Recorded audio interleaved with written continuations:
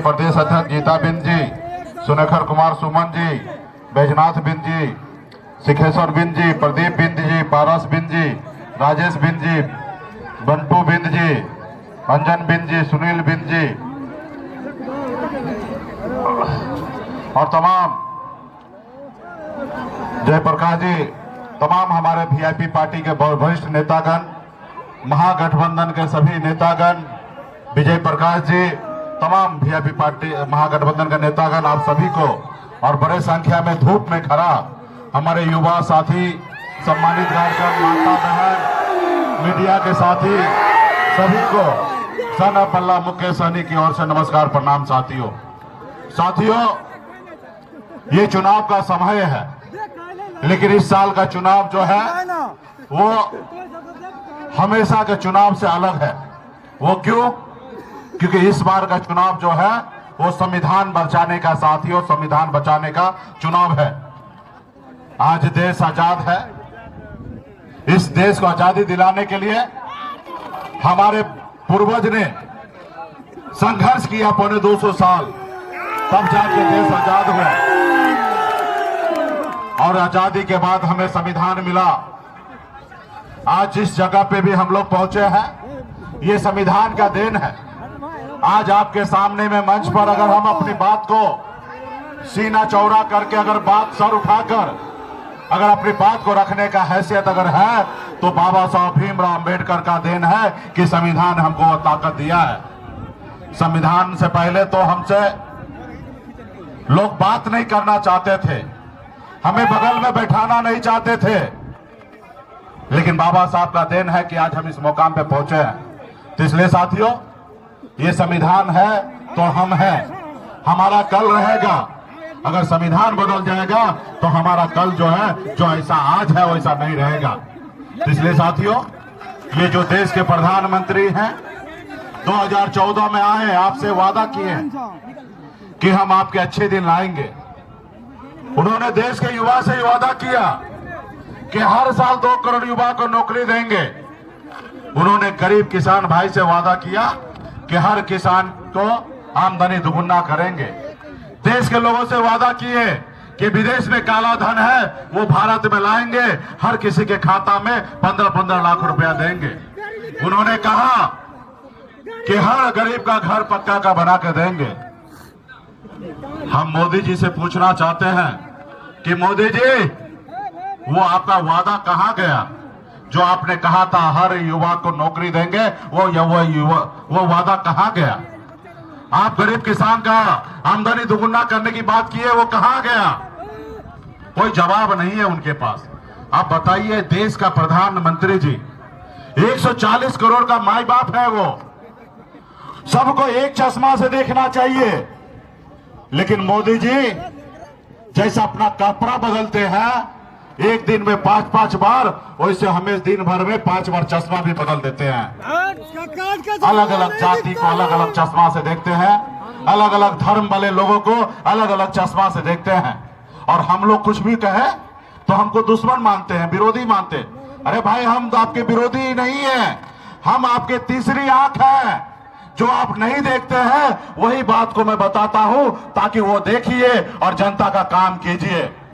आज 10 साल के बाद भी मोदी जी को मंदिर मस्जिद के नाम पे वोट मांगना पड़ रहा है। 10 साल के बाद भी हिंदू मुसलमान करके उनको वोट मांगने की आवश्यकता पड़ रहा है। साथियों, हम क्या खाएंगे वो उसको याद रहता है कि मुकेश सहनी जी और तेजस्वी जी क्या खा रहे हैं।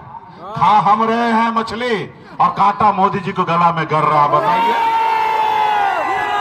वो ये नहीं कह रहे हैं कि 10 साल पहले हमने क्या वादा किया था, उसके ऊपर वो चर्चा नहीं करेंगे। कैसे करेंगे? जितना झूठ बोलना था तो बोल चुका है, अब उसके खजान में झूठ बोलने का कोई जगह ही नहीं है। अब क्या कहेंगे कि 2 करोड़ की जगह 4 करोड़ नौकरी देंगे? कोई सुनेगा उनका बात? नहीं सुनेगा।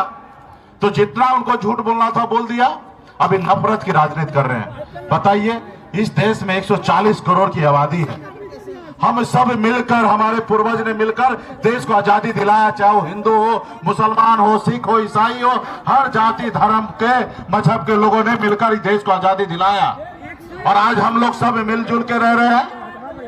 आज बताइए नफरत की राजनीति कर रहे हैं ताकि हम लोग आपस में लड़ जाए, कट जाए, मर जाए। अब बताइए देश का प्रधानमंत्री जी का ये सोच होना चाहिए। उनका तो सोच होना चाहिए कि दो आपस में लड़ रहा है उसको दोनों को अलग अलग कर दो और दोनों को समझाओ बुझाओ। लेकिन ये लड़ाई लगा रहा है। आप गांव में देखते रहेंगे, ये टाइम है गर्मी का, आग लगने का। गांव में अगर आग लगे तो हर अच्छे इंसान जो होते हैं पानी लेके जाके उसको बुझाने का काम करेगा, ना ही कि पेट्रोल लेके जाके उसमें डालने का काम करेगा। आज हमारे देश का प्रधानमंत्री पेट्रोल डालने का काम करेगा, नफरत फैलाने की बात करता है।